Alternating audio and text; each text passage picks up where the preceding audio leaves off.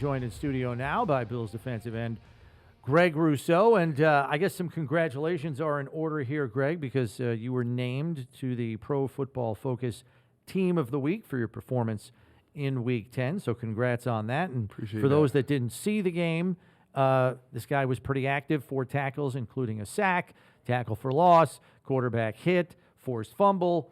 I know coaches always preach, like, get the ball more than get the guy down more often than not, right? Because I know you guys are all about the takeaways, and you guys have gotten one in each game already, at least one in every game this season. It's like leading the league in that category, obviously. When do you know, like, I got a chance to get the ball here? Because you're in your rush, you're focusing on your technique, whatever move you're using to win, and now you're in the process of winning, and then all of a sudden there's the QB, and it's like, do your eyes get as big as saucers, and it's like, okay, now I can get my swipe in, or how does that work through your mind? Because it's got to all happen really, really fast. Yeah, it does. And I'd say, like, just in practice, it's something that me and my position coaches, Coach West and Coach Edwards, we were talking about just being able to run reach at the top of our rushes. And there was a couple of quarterback hits I had earlier in the season where I feel like I got a piece of the ball because I was close, but he kind of just got rid of it. So it's something that I'm going to just keep on practicing and keep on doing moving forward, just trying to reach out and maybe get a piece of the ball because, as y'all saw, it's a really big play when you can get that ball out. Yeah, and I mean, you've got like 37-inch arms. Facts. So, like, the faster you can get that thing out there, I mean, Exactly. I asked Sean, what is there something that, and maybe you can tell it, that Bobby Babich does in his play calls or his schemes or how he coaches that has led to this? And I asked Sean McDermott the same question. He said, well, you get what you emphasize. You get a feeling like they're on you all the time about get it out, get it out, get it out. At every level of defense, whether it's like you see CB with the punch out at the second level or the strip sacks, like AJ getting them here and there, and same with me, Vaughn, and all that. So, I mean, up front, if we're getting to the quarterback, we're trying to go for the ball. In the back end, if somebody catches the ball and running around, punch. Terrence Johnson last week, punch. So we're big on takeaways. I feel like they changed the game. You know what I'm saying? There's no secret in that at all. And it's something that almost in every single meeting, whether it's a Wednesday meeting or a Saturday meeting before the game, we're talking about, like, all right, let's get 4 turnovers. We set the bar really high. We were able to, I think we got 4 in the last game. 4. Yeah, so we set the bar high. We try to go after that every single week and have those high expectations for each other. You've been around long enough to know that this defense and its philosophy has kind of morphed and changed because under Leslie, you guys were rock solid defense, hold a team down on yards, down on points if you can as well, but it wasn't like a flashy splash play defense. And you guys were great at it. Like back in 21, you guys were number 1 in the league in total defense. But under Coach McDermott last year, under Bobby this year, you guys are like this huge splash play defense. I know the sacks probably aren't where you want them, but you're affecting the quarterback plenty with pressures and hits, and you guys are getting takeaways every single week. Is there a style or a philosophy that you like better, having played in both of those kinds of approaches to defense? I'd say I like personally, and I'm sure my teammates would agree, is just playing aggressive, being able to go out there and go for it. Even if you don't get a sack, if you're hitting the quarterback, you're affecting him. If you get your hands up, you can cause interceptions like that. So just being able to have that aggressive mindset, I feel like that's when you see more of those splash plays happening, like the forced fumbles and interceptions, because you can hit a quarterback and then one play, the next play he's rattled. Actually, in the game last week with the interception to Rat, sail kind of just throwed. I mean, the throw kind of just sailed. So you don't know, maybe the hit before affected that, maybe DQ on that play hitting him affected that. So you never really know. So being able to hit the quarterback or just have that mindset of just aggression, I feel like it goes a long way. Tell me about the conversations that you guys had, particularly early in the year, in the first month of the season, 6 weeks of the season, about all the guys out. I mean, you got guys injured, and even this last year, you got Jordan Phillips back in, you got Quentin Jefferson back in. You had to bring some guys in for help. What kind of conversations do you have about the level of play of the guys who, well, you've been here all day, every day, and Vaughn getting back on the field and helping out?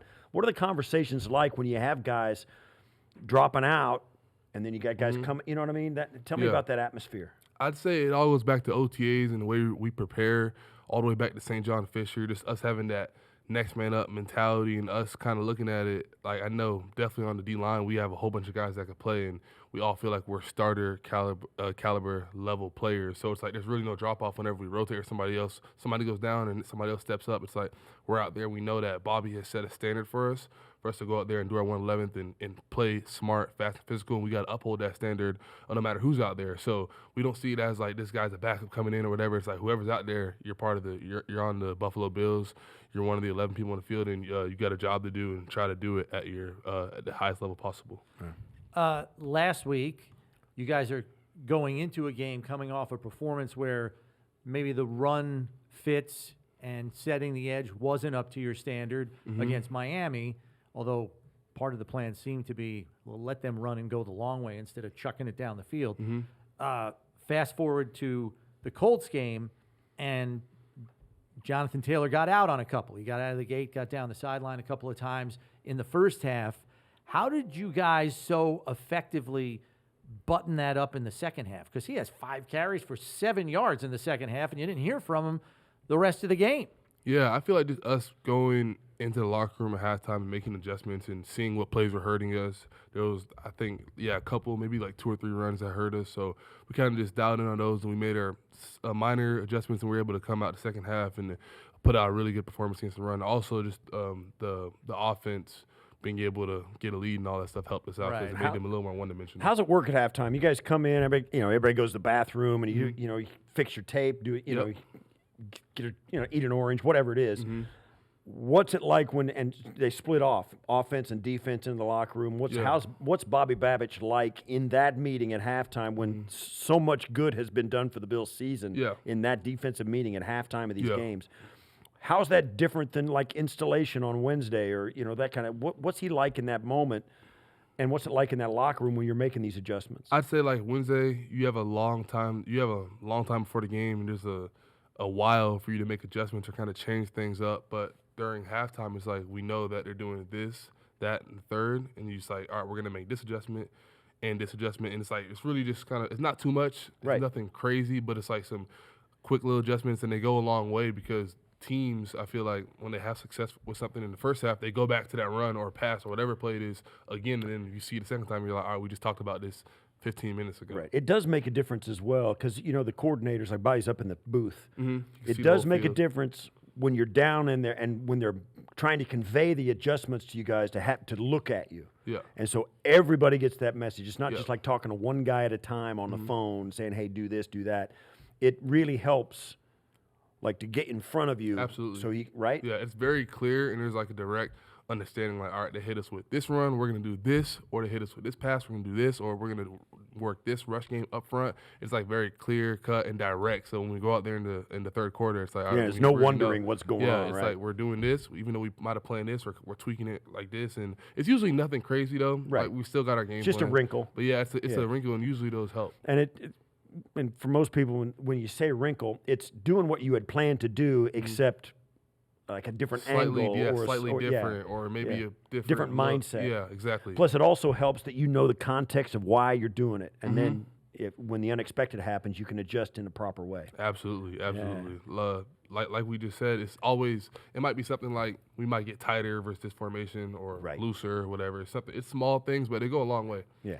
Looking at the Chiefs, it's hard to argue with 9-0, but people are trying to poke holes in where there might be some weaknesses here or there, and their offensive tackles have come under fire for inconsistent protection, I guess, for lack of a better term. Yeah. When you hear that and you go into your film study, are you like saying, okay, there's supposed to be weaknesses here, like is the magnifying glass out and now we're really just kind of backing up, rewind, fast forward, rewind. Like, how much are you going back and forth on snaps to watch these guys' technique to see if there is something that you can attack on Sunday? Yeah, I'd say every week I kind of start off by watching the tackles and the last game, maybe the last 2 games, and also just a pressure tape of what they do good and what they do not so good. So, I mean, for me, it probably won't change too much. I don't like to get too invested in if they're playing bad or whatever, because you never know. You could be planning for somebody to play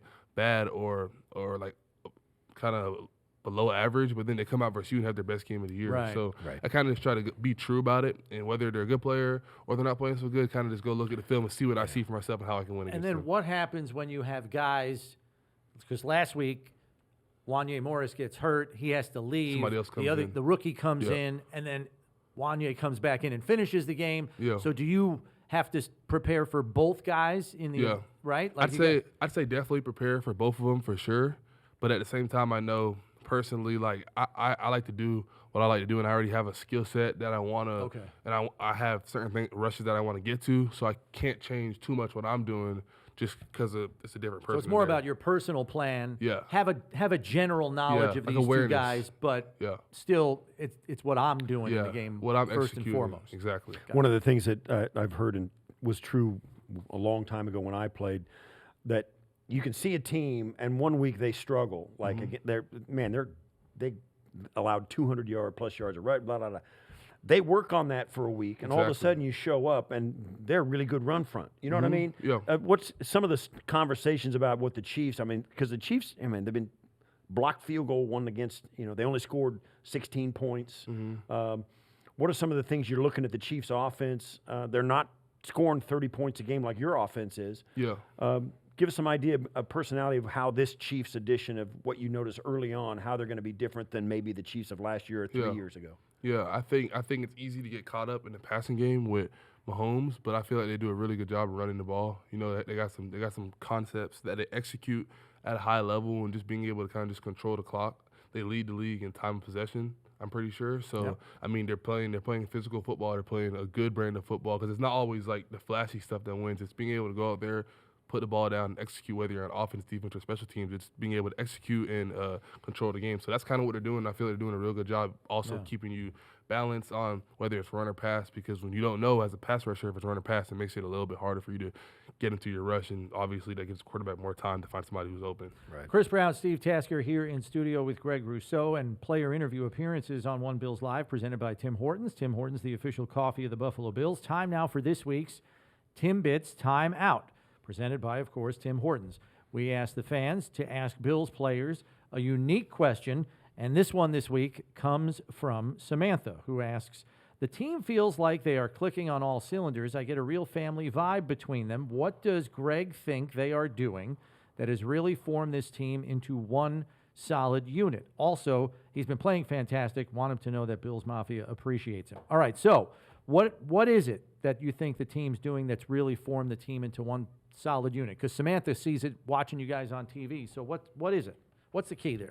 I'd say probably just like the love we have for each other. If somebody gets pushed down on the field, we have teammates. We saw Spencer last week. Exactly, yeah. So, I mean, it's all about stuff like that. Just having each other's back on the field, off the field, it goes a long way. It makes you play harder for each other when you have that love for each other. So I'd say that's a huge part of this. I feel like our success, just how much we're willing to give up for each other and kind of lay it all on the line for the team. Sounds good. All right, Greg, thanks for spending some time with us. For sure. Stay healthy. Go get it this weekend, because these fans are going to be amped with an undefeated team coming in here. They're going to be through. They can say, this is just another game. I know it's another regular season. It's not, though, right? I mean, you can treat it like and prepare for it, but, this is 420. It's different. These guys are – this is a team you really, really – it's a measuring stick. Yeah. Right. It's a fun game against them every time. Yeah, They're competitive. You know what I'm saying? I feel like they have a good culture over there. They go hard too. We go hard, so it's going to be entertaining. Yeah. Greg, thanks as always for the time. Greg. Good luck Sure. on Appreciate Sunday. That's course. Bills defensive end Greg Rousseau joining us here in studio.